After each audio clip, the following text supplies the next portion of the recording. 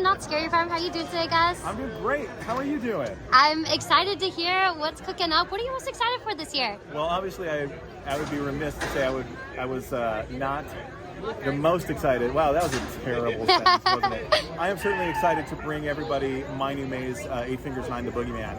Can I ask, what has been your favorite maze through your time being here so far? Oh gosh, it's hard to say. My favorite maze, I've worked on a few that are real near and dear to me. I loved Gunslinger's Grave was the first original maze I created here. I loved working on Trap 3. I loved working on Chilling Chambers last year. I mean, there's a few of them, but I have put so much of my heart and soul into this new one that it would be hard to, you know, it's so tough to pick your favorite kid. I don't know, it's tough, but I cannot wait to share this with everybody this year. And what can people expect from your new maze this year? Well, 8 Fingers 9 is a story of this boogeyman that is terrorizing a colonial town. I was really inspired by Grimm's fairy tales and just how dark and horrible they are. The original versions. We don't? Yeah. It's too exciting back there.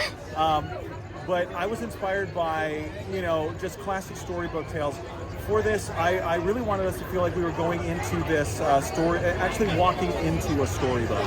So it's very reminiscent of old, fun, lighthearted rides, or dark rides, things like that, where you're seeing great 3D elements, but you're also seeing 2D elements. There's cool murals on the wall.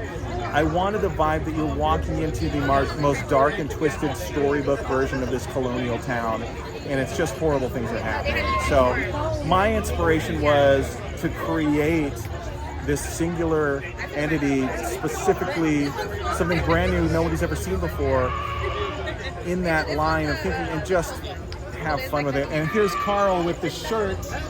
And the funny thing is, 8 Fingers 9 and 9 makes 2. Take away 6 and you 2. Blah, blah, blah. You do not have a future as a math teacher. But yeah, no, a lot of this gestated from, if you watch the trailer, if you saw the trailer in our announcement event, there's a poem that goes over the voiceover. That was one of the first things that really kicked me off to set me down the path of what this was. I wrote that poem in a night, and it really informed the vibe and where I wanted to go with it. It's just a love of that type of storytelling, but also how do I make it a Scary Farm sick and twisted version? And I can't wait for people to see it. I'm so excited. Thank you. No problem. Thank you.